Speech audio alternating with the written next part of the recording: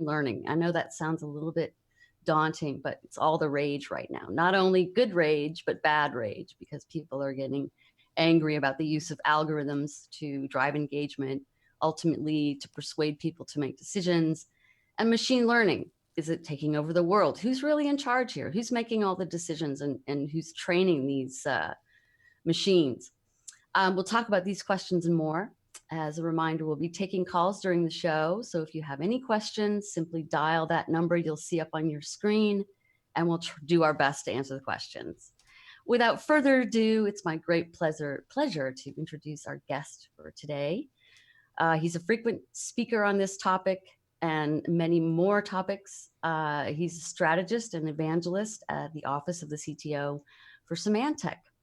He was named Privacy by Design Ambassador by the Government of Ontario, Canada. That's just a little bit of his resume, but I will let him talk to you a little bit more. It's my pleasure again to welcome Ramsés Gallego. Hello, Elizabeth. Hello, everyone. Good morning, good evening, thanks for the applause. It's truly a pleasure to be with you all, with you, Elizabeth, of course. Thank you for the invitation. It's truly an honor.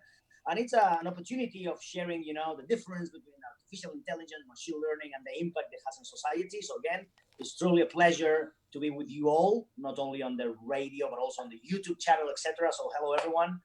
Stay with us for the next, 45, 50 minutes, because it's going to be I will try to make it interesting. All right. Thanks, Ramsés. So let's start with the basics. We're gonna talk about your background a little bit as we go along. We're gonna weave that in, but let's just get right to the point here. Okay. There may be some confusion over the word algorithm and machine learning. People get confused. They think it's very scientific and they can't figure it out and da da da. So what exactly is an algorithm, and where does it show up in our daily lives? Okay, so an algorithm is a step-by-step method of solving a problem. I mean, you want to solve something, and there's a series of detailed instruction to prove an hypothesis right or wrong. I mean, actually, it starts with a question. You want to gather information. You want to calculate something. So it's sort of a detailed series of instruction to prove something right or wrong, yes or no, or to have an outcome built out. And this is one of the beauties when it combines with machine learning and then the digital aspect of an algorithm. But basically, it's an equation that is built out of adding things or letting things out, etc., just to prove something. And we find it on everything today that is related with technology. In a very digital society that we live in, we find it, when you want to gather how many people, when you have a question, actually, then there's an algorithm behind.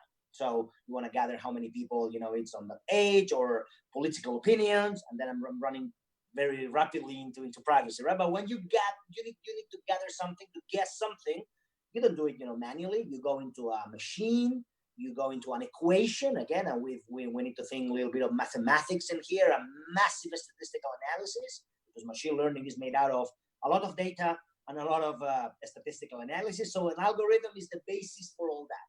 It's an equation made out of different instructions, step by step, to provide an outcome and to prove an hypothesis right or wrong. Okay, so and this is kind of off a little bit, but when we talk about algorithms and machine learning together, so human beings are teaching these things to do what they're supposed to do, right? I mean, like on social media and all that, they're being taught by humans to do these things, right? To make us. That's correct. That's correct. So let me give me like 3 to 5 minutes, if I may. I will try to stop so that you can ask me another question. But it's important to first, and I'm looking straight into the camera and telling the audience that we need to differentiate artificial intelligence and machine learning. This is a must, meaning artificial intelligence is the overarching umbrella. So artificial intelligence has 5, let's say, subdivisions. One of them is machine learning. So first, do not get confused with all of the hype that you mentioned at the beginning, on machine learning, artificial intelligence. Well, no, artificial intelligence is the super discipline, let's say, the overarching umbrella, and then we have machine learning. Machine learning, out of the 5 sub-disciplines of artificial intelligence, is the most common, and I guess, Elizabeth, that we should be focusing more on machine learning. Why? Because actually you and I have talked before in many occasions on, well, it's not machine learning, it's human teaching. And I love the idea, actually your question was exactly on that point. At the end, well, yeah, machines learn, and I will explain, if we have time, the different 4 types of machine learning, because there are 4 types of machine learning, and I will try to make it shorter for the audience, but there are 4 types. But at the end of the day, you're right. I mean, we create the algorithms, we teach something to the machines in order to, again, the algorithm to gather information, to prove an hypothesis right or wrong. Very importantly, though, now that, technology looks like magic to me these days, I mean, technology is impressive. The 4 types of machine learning are the following, Elizabeth, and for the rest of the audience. We have supervised machine learning, unsupervised machine learning, reinforcement learning. This is where the things start to get really, really interesting. And the edgiest of machine learning, which is deep learning. Let me start. Supervised, as the name implies, someone, usually a data scientist, usually someone who is tasked with the job of defining a data set, defining a set of data. So now it's called a data scientist. So it's a new job that it didn't exist like, I don't know, 3 years ago or 5 years ago, a data scientist. So a data scientist has to be on top of the machine. This is why it's called supervised, correct? On unsupervised machine learning, as the name implies, you don't need to be on top of the machine. So the machine is able to see patterns of information.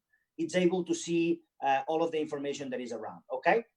The most important thing about it, about supervised and unsupervised, is they are almost a thing of the past. And I want to stress that out. So we're talking now on, wow, how cool is that? So the 4 types of machine learning, supervised and unsupervised, are almost a thing of the past. What I mean is, let me go to the third one, reinforcement learning. This is absolutely amazing, and I will try to make it simple for the audience, which is the machine is capable of learning of its mistakes. And it sounds like sort of scary, meaning reinforcement learning, as the name implies in plain English, means that the machine knows when it gets something wrong. So let's say, a robot that it did a failure or it breached something or whatever, and then it can realign itself. It can realign itself to the situation, right? And then the edgiest of all those, or the superior thinking, which, truth to be told, it's only available for the big names, and the big names, the Googles of the world, and the Facebooks of the world, and the Alibabas of the world, Microsoft, Apples, etc., which is deep learning, which is basically trying to mimic the human brain. So trying to make like neurons, so the different layers, building computers that treat algorithms as different layers of information, like, again, the millions or hundreds of millions of neurons that we humans have in the brain. So in short, and then I'm squeezing my answer on, well, yes, we teach them. At the end of the day, it's not machine learning, it's human teaching. But there's a point in time, and again, I don't want to scare anyone here listening or viewing us, but there's one type of reinforcement learning that the machine learns on itself. So I don't want to call, I don't want to open the doors of the Terminator, and the things, but there are some stories around, algorithms that they learn from their mistakes. And I think that we shouldn't be missing in that very digital disruptive epoch. We shouldn't be missing that point, in my opinion, Elizabeth. Yeah, so that was my next thing, and you have to excuse my Spanish right here. It's okay. I read somewhere that you said si no regulamos AI, artificial intelligence, artificial intelligence, ella no regulará a nosotros. a nosotros. Can Yeah, you okay. talk about that a little bit? Yeah, sure. So this is in English. It's if we don't regulate AI, if we don't regulate artificial intelligence or machine learning, there will be a point in time that it or she or he, whatever we want to use it, it will regulate us. So I have a question for the audience. I don't have the answer, but I do have the question: is would you allow, a senator to be an algorithm? I mean, would you allow a governor to be an algorithm? I mean, in some countries, that's already an experiment, meaning someone who has a vote, not on a public party, not from a country perspective, but in the board of directors. So in the board of directors, you have very intelligent women, very, savvy men, doing business people, doing things. And now suddenly there are some, again, those are experiments for the time being, but I think that it deserves the visibility that, okay, and now we will hear what our artificial intelligence have to say. And you say, oh my gosh. So again, on your Spanish quote, my Spanish quote is, if we don't regulate AI, if we don't know or we don't enforce, if we don't design the limits, what is the frontier? What is the red line that you don't want to cross with AI? There will be a point in time, especially with reinforcement learning and deep learning, my number 3 and number 4 of the different the 4 modes that I have just described a couple of minutes ago. There will be a point in time, like again in the Terminator sort of movies, that the machine can say, I'm going to protect you from everything, even from yourselves. And now this decision that you are having, this decision as a country or as a private company, as a, my company, your company, this radio. So the things that you are deciding are against your interest. But it's not you saying so, it's the machine seeing all the future or all the possibilities, outcomes of that decision. So again, someone who's sitting at the board of directors and in reality is an algorithm that says, you know what, this decision that you're going to take is against your interest, whatever you think. So I think, again, it's really interesting. So where do we put, as per the question, where do we put the limits? Basically, that's a question that serves for everything. Where do we put the limits on nuclear power? Whether we put the limits of who's watching the watchmen? Whether we put the limits of, okay, so we as a society, and we have laws for that, and we have common sense for that. So right. What happened with machine learning? What happened that, with the autonomous car, the self-driving machines, what happened with that? We are not regulating that for some reason. Are there any interests that we are forgetting? And I think that deserves a question, in my opinion. Yeah, well, anybody who wants to call in, come join the discussion. Because we talk about regulation. I mean, let's talk about GDPR. It's not really, but it is sort of a step in the right direction for, at least for Europe, the general data protection regulation. And so we've done that to protect people's privacy, right? And is that affecting the way that AI and algorithms, machine learning work? If so, how? Well, absolutely. The moment that, of course, again, let me go back to machine learning is about the statistical analysis and massive amount of data.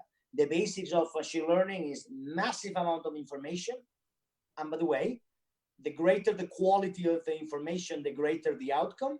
So trusted sources, massive amounts of information, and massive statistical analysis.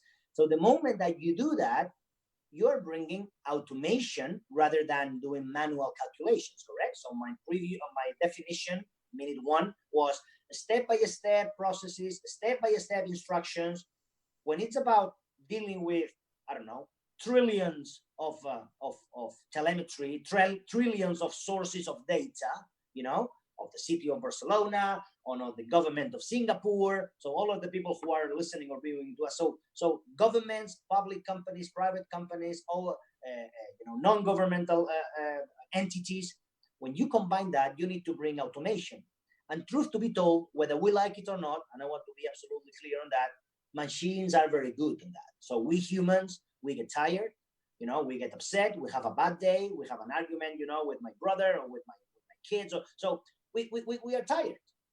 But an algorithm doesn't get tired. And I want to stress that the moment that you bring automation and the moment that you bring all of those automatically done calculations, automatically, because it looks like magic to me. The moment that then you have the law. The limit is the law. That's what we say. That's what we say in Europe, right? Or the limit is the law. That's the frontier that we have set. But the moment that you are bringing automation and massive calculation, and sometimes, although the GDPR that entered into effect on May 25th last year, so the expectation on compliance is from day one. So you are not half compliant or half. No. I mean, the expectation of compliance is on day one, full compliance. Mm-hmm. And when the law explicitly mandates things like encryption, explicitly mandates things like demonstrating ongoing compliance, that it says that you need to have a explicit consent from people, explicit consent for that data treatment, but machines do not ask for that sort of treatment, especially when it's about trillions of events per day, trillions with a T, So it is really effective. I see a gap on the realities of the regulator, and I massively appreciate the regulator, the Article 29 Working Party of the European Union, which was at the heart of building GDPR. So massively applaud and celebrate that thing, but also the realities on how companies, and I work for Symantec, and then Facebooks and Googles and Apples and Microsofts and again, and the rest of the data centers, Telephonic and the rest on the big names on the planet, sometimes they do not ask for explicit permission for all of the treatment that machines and algorithms are doing on our behalf, especially on the mobile. I don't know if you're gonna ask me about mobility, but especially, do not think about. We're having an election in Spain, in 2 days' time. So on Sunday, on 3 days, we're gonna have an election, and there's a lot of processes around. But don't think about government processes. Even the things that we do on our apps, Elizabeth, and the things that we are doing every day when we sort of, learn a language or we build a recipe, it is collecting information and automatically treating it automatically with an algorithm just to gather information, right? And I think that's from a privacy perspective, from a legislation perspective, from an expectation perspective, I think this is a tragedy. It's not only wrong, it's a tragedy. But isn't it already written that we're allowed to have, like, I'm looking right here. Yep. Decisions referred to and blah, blah, blah. It must be, well, anyway, basically. Yeah, the article, I know what you're meaning. The Article 11 allows you to do something, all right? Allows you to do something. But again, it goes back to, constitutional rights, and it goes to the Universal Declaration of Human Rights, the Article 12 of the Universal Declaration of Human Rights, not only GDPR. And again, you're entitled to privacy. You are entitled to have, again, limits on who knows something about you, unless you have explicit permission. Let me tell you a long story short. I run marathons, okay? If they want to sell me some sport shoes for running the marathon, right. They don't need to know my sexual orientation. They don't need to know my blood type. And you would be amazed in how many occasions, vendors, they are asking me like a form of filling out, I don't know how many information for selling me sporting shoes. Oh, come on. So what is the fairness of collecting information, the focus and the goal of collecting information, the window of time, for how long do you want the information? And you know what? Algorithms don't care much about it. And I know that we people teach and create the algorithms, but there's unfortunately, and I'm so sorry to say that, there's a massive gap between the realities of the law, what is written black over white, and the realities of what technology and the apps world and the mobility world and the cloud world is about, unfortunately. Yeah, I don't know if you've heard about the Privacy Manifesto. We're talking about privacy now. But it's all wrapped together in one thing. I don't know if you know about Privacy Manifesto, Harvard. Yeah, you do. Yes, okay. So it's like it's trying to rewrite the sort of the laws or the really what we have as human beings. It's already there. We're just not getting it. It's supposed to be that we get privacy by default, but correct. We don't. We have to actually opt out Exactly, exactly. Actually, let me say, since I know this is going global and this is international, and I know that there are people hearing us from Chicago and South Africa and Singapore. So let me be very clear. Actually, what we in Europe, the default is that that you are opt-in, so you are protected by the law. In other countries, and I have to say, in the US, it's quite on the contrary. So again, we are seeing an unbalanced, we are seeing an not coherent world where in different regions the default set is opt-in and opt-out, which again, I mean, we don't have a baseline, right? I mean, which is again, Right. as human beings, as regions of the planet. I mean, we agree on so many things, and we don't agree on the basics of, again, Article 12 of the Human Declaration of Universal Declaration of Human Rights on privacy, expectations, and protect. I mean, in the U.S., you have by default, go for it. I mean, this is a business world. I mean, go for it. While we in Europe say, no. Quite on the contrary, you have to explicitly say that I allow you to do that. When the US is different. So again, take in Chile, they have their own Data Privacy Act, which is sort of our GDPR, but it's the Chile one. And then I was in Kenya like literally two weeks ago, and they say, well, we'll have our own. Truth to be told, is literally a copy and paste from your GDPR, but it has our own, but it has jail sentences if you don't do it right. And I said, wow, I mean, that's a twist. So jail sentences, not just fines, but jail Yeah. sentences if you don't protect. So again, while I have to celebrate different approaches, I have to say, oh my God, I mean, there are different approaches. Well, in a world where data goes back and forth, from one cloud to the other, and then from the other cloud, and then from one app to the other. Wow, so scary, so difficult to govern. Excuse me, that data set. That's terrible. Yep. Yeah. So how is it? So my question to you right now is, we're talking, the whole theme of this thing is ethical use of algorithms Absolutely. and machine Absolutely. learning. Tell me how on earth that's possible, because it's hard to take the bias out of algorithms, isn't it? Okay, yeah, it's very hard because again, it's we humans that we have an interest for a company, for a government, for a group. At the end of the day, the developers of the world, the coders of the world, at the end, they serve a purpose, meaning a for-profit company or a government or a group or whatever. So unless we agree, and I go back 5 minutes ago on, if we don't regulate AI, machine learning, it will regulate us. So we need to agree. We need to agree in the very same way that we agreed on, the limits of using nuclear power. In the very same way that we agreed on weapons.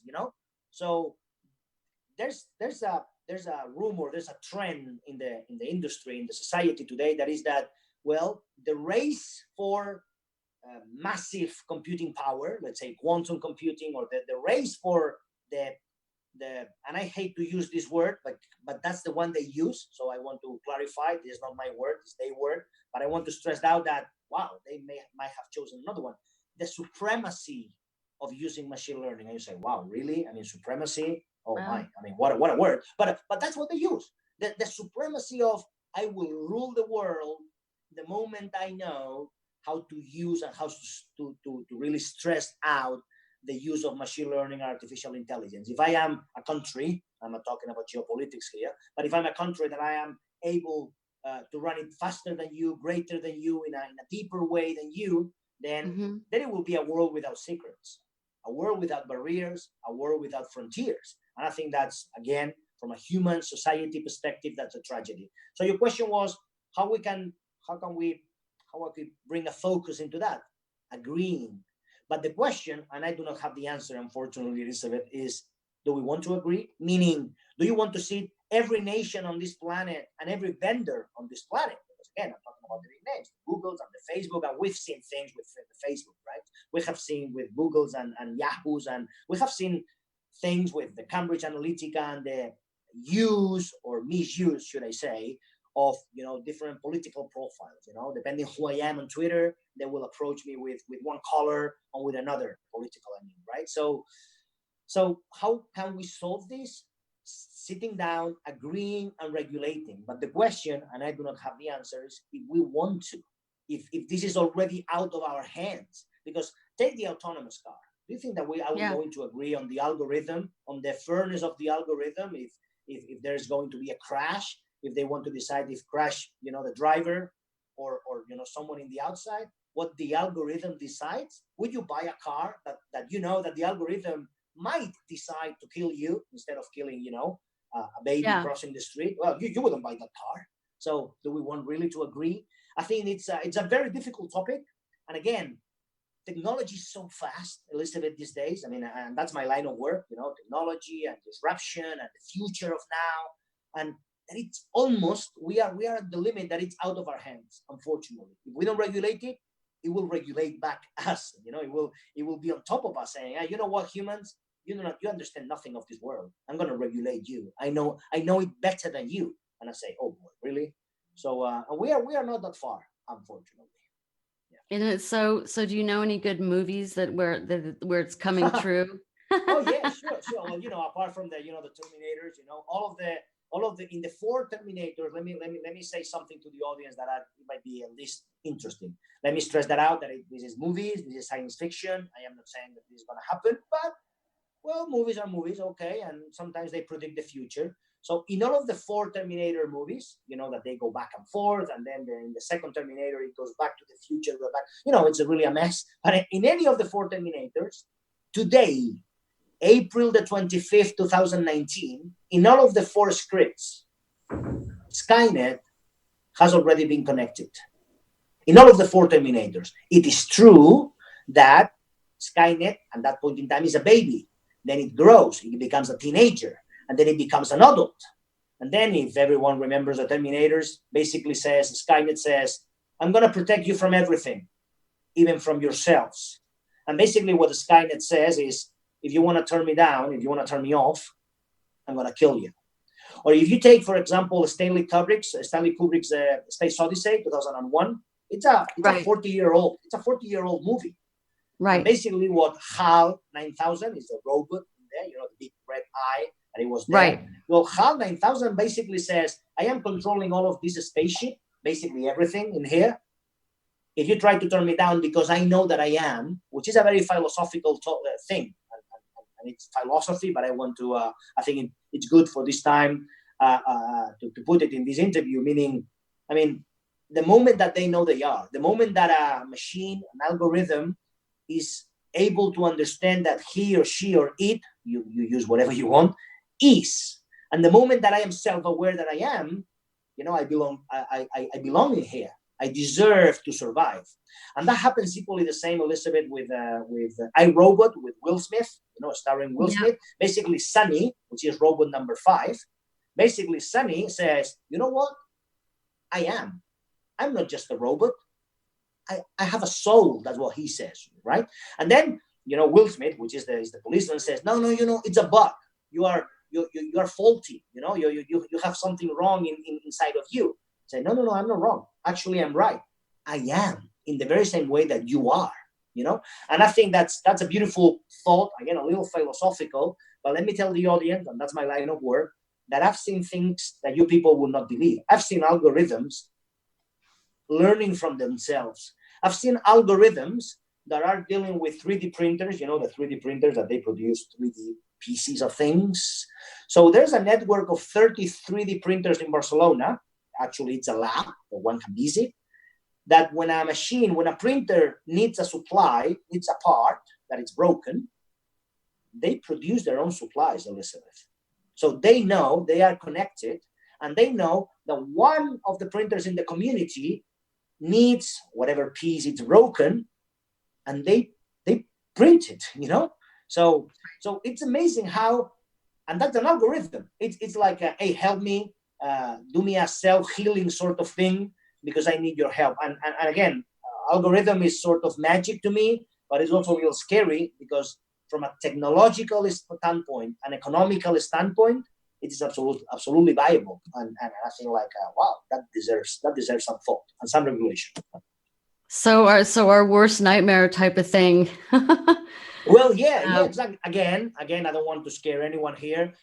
Terminator is Terminator, and iRobot is iRobot, and there are movies, and we people, we have the opportunity, because at the end of the day, it's we who code, or the developers, or the engineers, and the managers who have to decide, and the regulator who has to decide the limits again. But right now, it doesn't look like that we are setting limits. And then we have the Cambridge Analytica sort of thing with Facebook, unfortunately. And then we have the largest ever breach of a company, it was a company called Exactis. It was a data management company that happened last year, 2018. In just one breach of information, one attack, 340 million personal million records. 340 million records of personal records. Right. The company is out of business, by the way.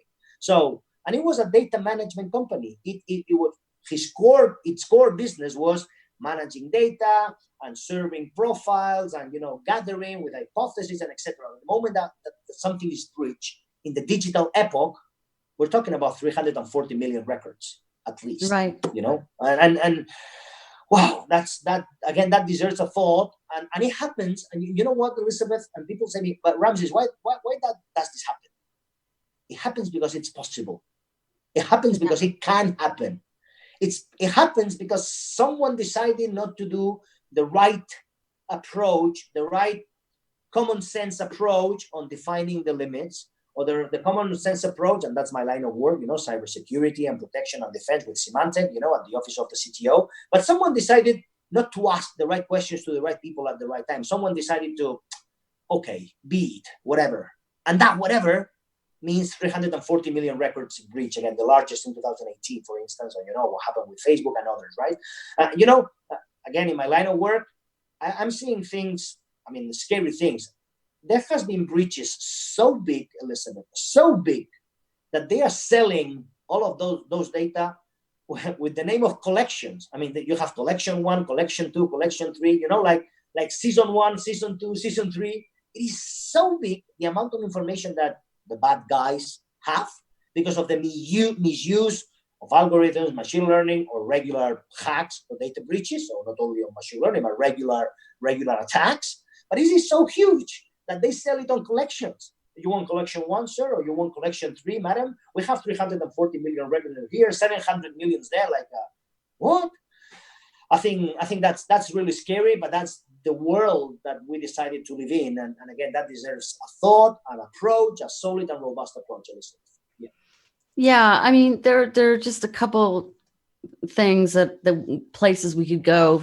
A friend and colleague told me about a way to pull out what's actually driving the algorithm, meaning to pull out essentially, well, how was that algorithm created? Yes. With what bias, by whom, you know what I mean? And is that possible? Yes. So it is possible, yes. And I want to stress that out, yes. But, so I'm sorry to disagree a little bit with your friend and colleague, which is right, meaning yes, unless, and this is the worst part, I have to admit, but yes, unless the algorithm has been built purposely with a large number of people, meaning different departments, different interests, different set of people that actually, and that's what they say about Google. I cannot prove it, so I want to do disclaimer. What I'm saying is just a rumor. I cannot prove it, right?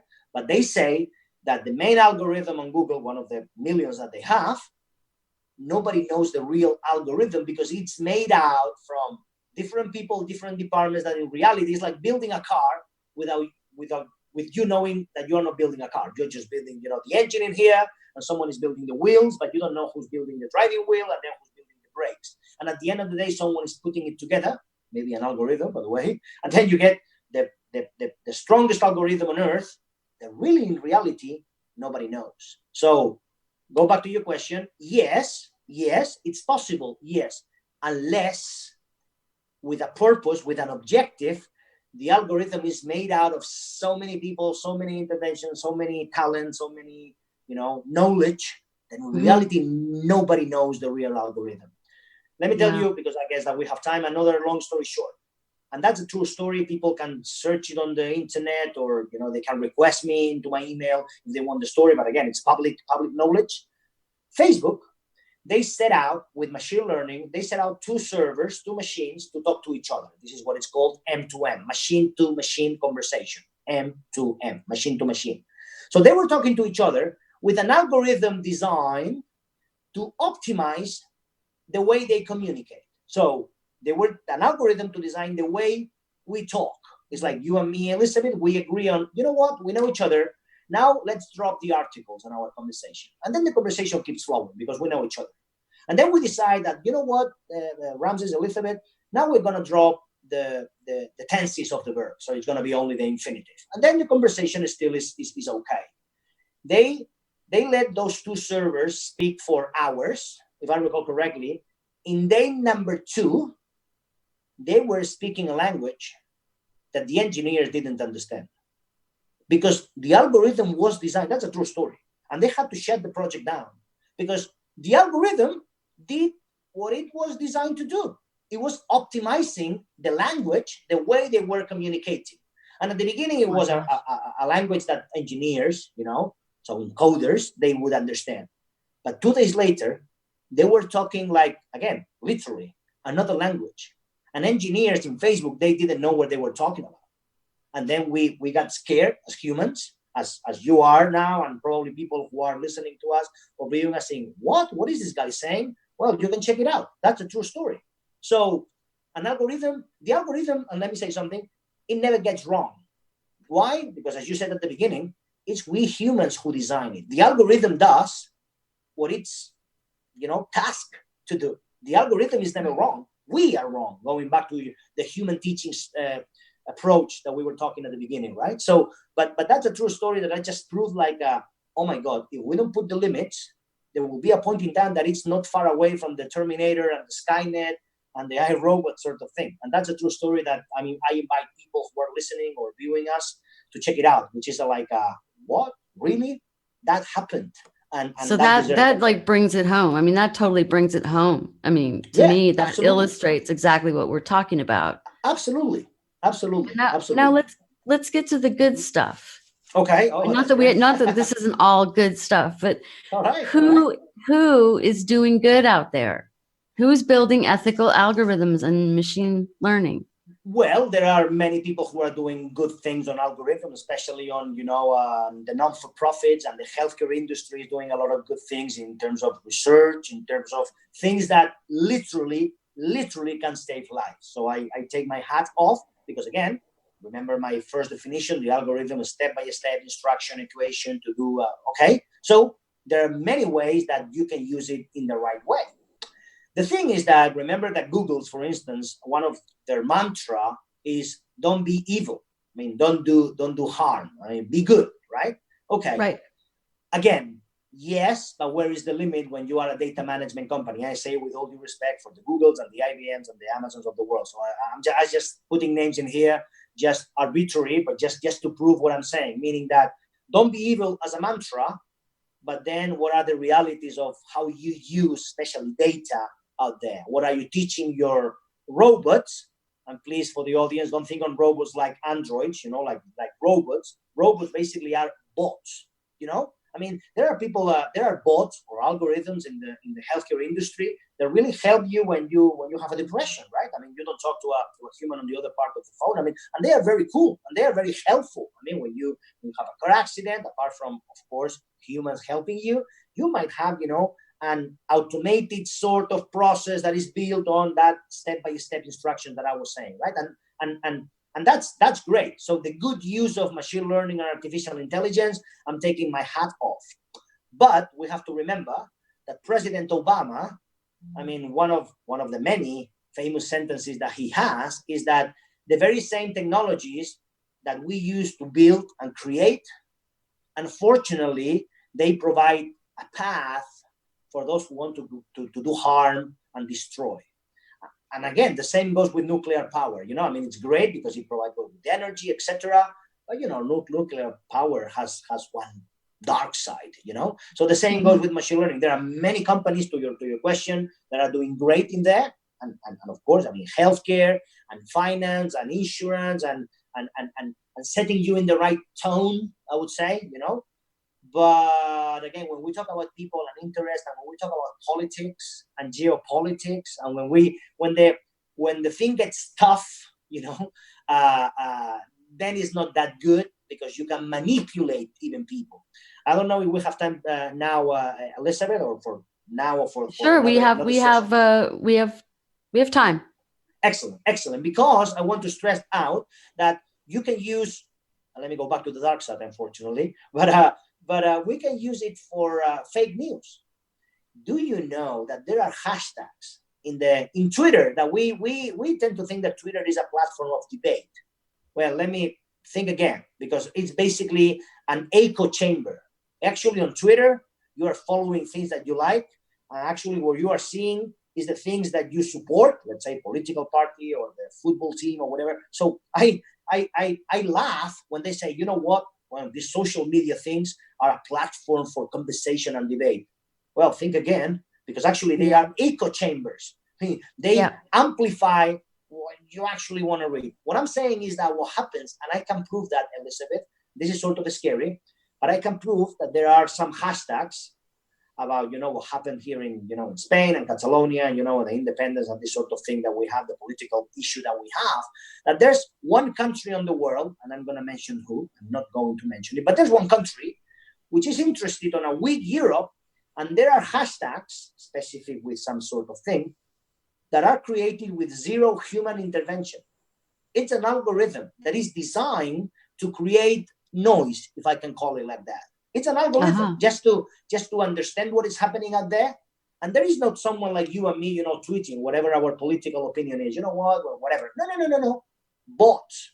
Bots are robots. Again, bots is the second part of the word of robots. So it's bots, which actually it's an algorithm, step-by-step instructions to produce an outcome, right? So when we think about the automation of manipulating people through the algorithm, if they know that I like, let's say, the political party in green, in yellow, or in red, they can target me because I'm voting in 3 days' time on Sunday in this country, right? So I think that's scary, but it's the opportunity of doing good, as you just said, and I have to celebrate that.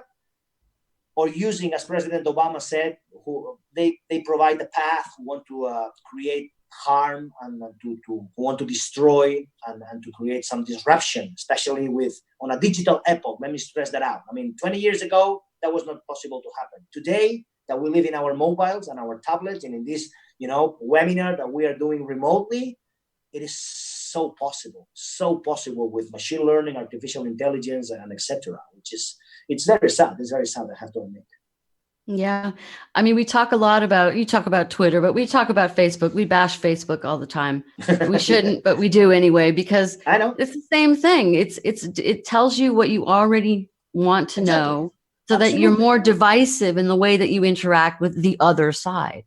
Absolutely. And actually, of course, your Facebook is different than mine, but it is targeting me depending on what I want to hear, especially when it's about politics or buying something. I mean, it's targeting me because I like marathons, and then it will target you because you want to. And while that is great, don't get me wrong. I mean, of course, someone listening or viewing us would say, well, that's the purpose, right? I mean, to have your own wall and to have your own news. And I say, well, yes. But the moment that you are trying to manipulate, the moment that I am serving you this sort of news, let's say from the Daily Telegraph or from the UK News or from the Singapore Daily Mail or whatever, I mean, the moment that you are being targeted, the moment that you are the product, the moment that, I think that's wrong. And again, on 20 years ago, 10 years ago, I mean, that was not possible. We wouldn't even thinking on the bots sort of thing, the no intervention, with zero human intervention, automatically targeting people. Now everything is at 3 clicks of distance. And when people seeing or listening us say, wow, everything is at 3 clicks for you and for them. And the moment that you become the product and you are the target, I'm talking about millions of people here.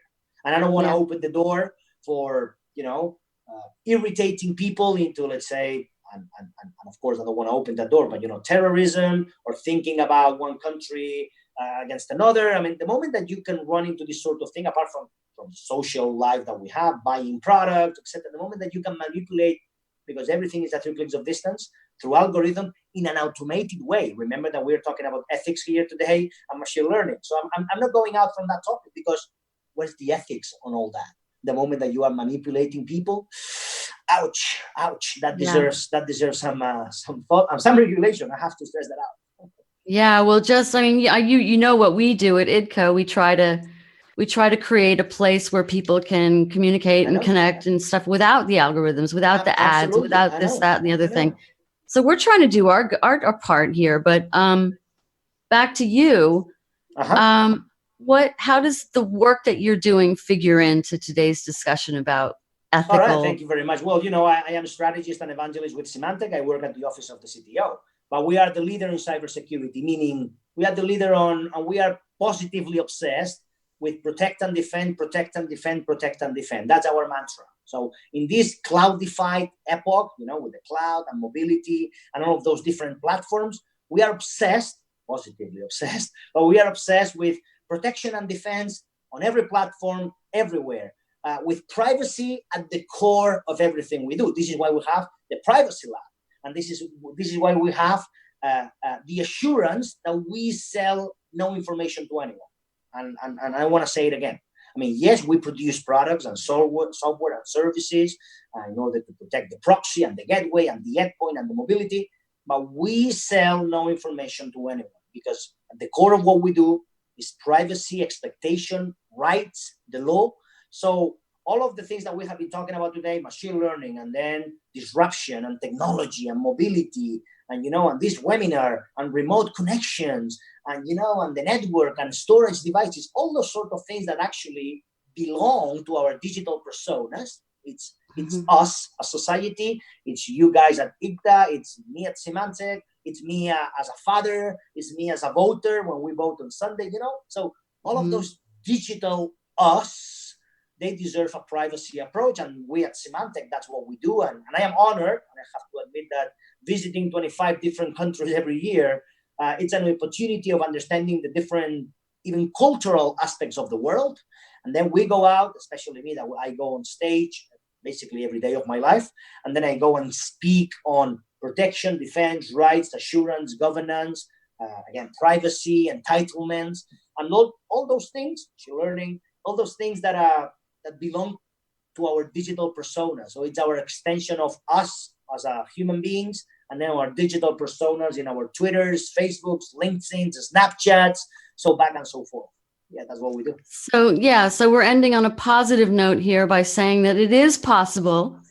It is possible to have ethical algorithms, and to if we get together, right? I mean, you tell me what words do you want to leave with this audience who's now scared to death of algorithms and machine learning? Okay. I don't want to scare anyone, but so let me end on a positive note. I will say a couple of things, if I may. Meaning, I know it's difficult. So probably in the past 47 minutes, I've been talking on, the fear and but they were all realities. Let me stress that out. And the examples that I've just mentioned, the Facebook thing and others, are just realities. And I know it's difficult. However, if you want to remember something of this 50 minutes, I'm also saying that it's possible. It's not impossible. It is difficult. Yes, it is. It is overwhelming. Well, yes. There are too many platforms. Yes, I give you that. But I'm also saying, and that's what we do at Symantec, and that's what you guys do, producing this sort of interviews and webinars and educational pills, if I may call it like that, it is not impossible. It is not impossible. We just need to agree, and we just need to go back to our service providers. Hey, listen, I know about privacy. I know about GDPR. I have been attending a webinar. They told me about privacy and the limits of machine learning. And while I need all of this technology to be me, all I need, my mobile and my tablet, while I need that, there has to be a limit on that. So I would like to finish on that positive note on, it is difficult. Yes, it is. It is possible. Oh boy, yes, it is. And with another quote, if I may, from Sir Isaac Newton, he said that if I was able to see beyond, it was by standing upon the shoulders of giants. And I see, not myself, but I certainly see this platform, and I have to celebrate, and I appreciate the invitation that you made me, Elizabeth, to be with you all today. But I see you as giants, because the things that you are doing, these 47, 49, 50 minutes that we are having, is, I mean, people can see beyond by attending your webinars, by sending questions to you, to me, to listening to the next engagement that you are producing, because you are a giant and you want to inspire the people, you want to educate the world, you want to inform the world. And again, Isaac Newton said, Newton, if I was able to see beyond, it was by standing on the shoulder of giants. Well, you are giants to me, and I massively appreciate the work that you do. Oh, thank you so much. And likewise, Ramsés. And listen, everybody, if you want to join us on Idka, it's www.idka.com, idka.com. Ramsey, you can find at Ramsés Gallego on Twitter. We can find him on LinkedIn the same way. Correct. And by all means, let's continue the discussion. Absolutely, so anytime. It was great. Right. Thank you very much. Looking forward. Thanks, to everyone. Bye-bye. Take care. Bye, guys. Bye-bye.